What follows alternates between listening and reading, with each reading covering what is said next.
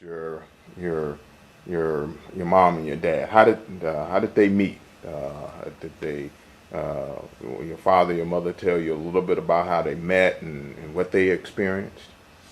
You know, that's good because that's an important part of the story.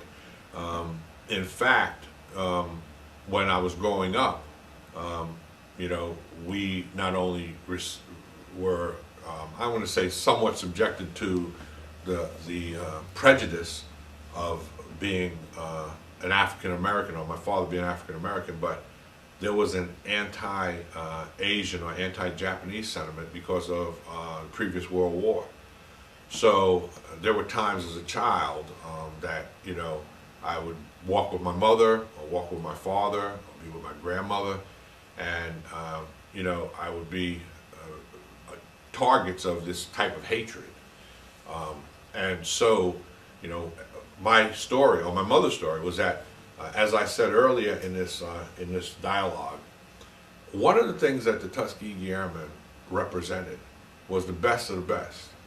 And so everywhere else around the world, they were honored and revered as very professional military people. And my father met my mother when he was stationed over in Tokyo, Japan. I believe it was during the Korean War at this time. And so they met and they dated, and her family, really it was somewhat of an honor. Her family looked at my dad as an American military hero. Okay, so with foreign cultures, it tended to be some prejudicial, but some very accepting. And so my mother and my father got married. We found the papers in the historical documents of my dad having to petition the U.S. military in order to gain approval to marry a foreign citizen. And so that history again is in my archives. He had to basically fill out a dossier and go and fill out an entire application to be allowed to marry a foreign citizen and bring them back into the United States. My mother's journey with my oldest sister Christine, as a baby in her arms, I think they came over on an ocean liner. And then they came into, I believe it was Ellis Island, and then from there was transported up to the Bronx. And as she grew up, and my wife, my mother, my father, and my oldest sister Christine, as well as my Uncle Robert, my Aunt Pearl, their daughter Linda, my cousin, and my grandmother and my grandfather started out in a two-bedroom house in the Bronx, New York. And I remember that. We have pictures from in the backyard at Easter time.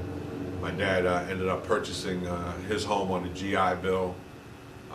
And then I was born in the Bronx. My older sister, or my next youngest sister, Noel, I believe, was born in the Bronx at Misericordia Hospital.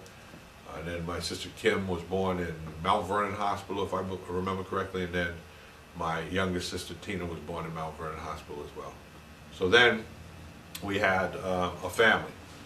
And I look at it that I was my dad's only son, and that I grew up with four sisters, and God has seen fit to give me all daughters in my life, along with my wife Elaine.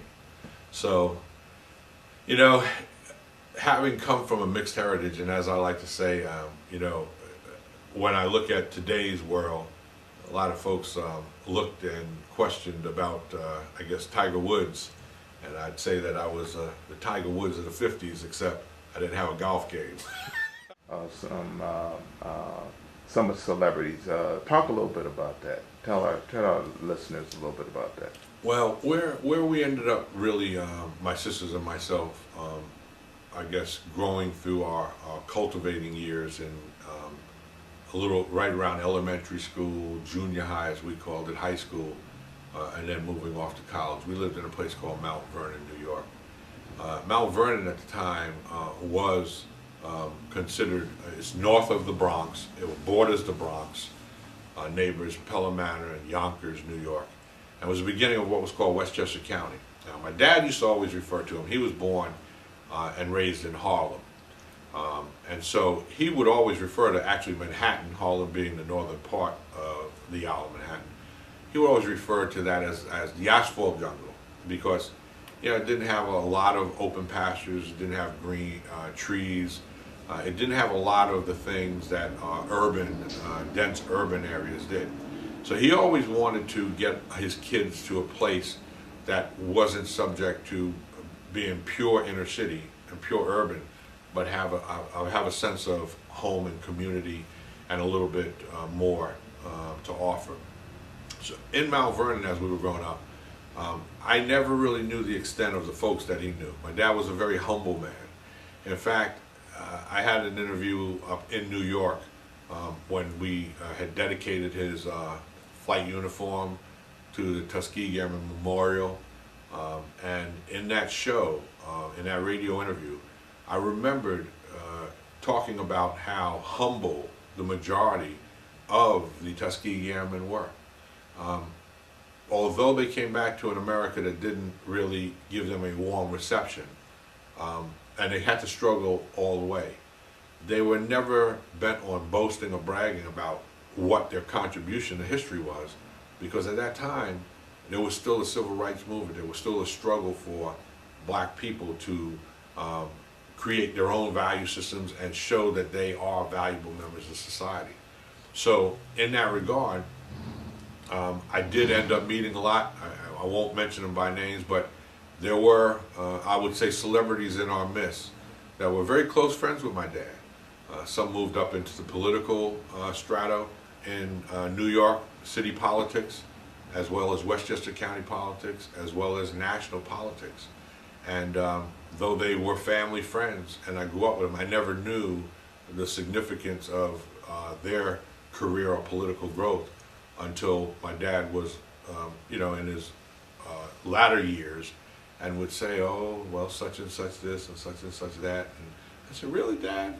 How come you never mentioned it? He says, you know, we talk from time to time, but you know, I always wanted to make sure that my kids had an opportunity on their own to achieve the things that they need to do for their lives and their careers.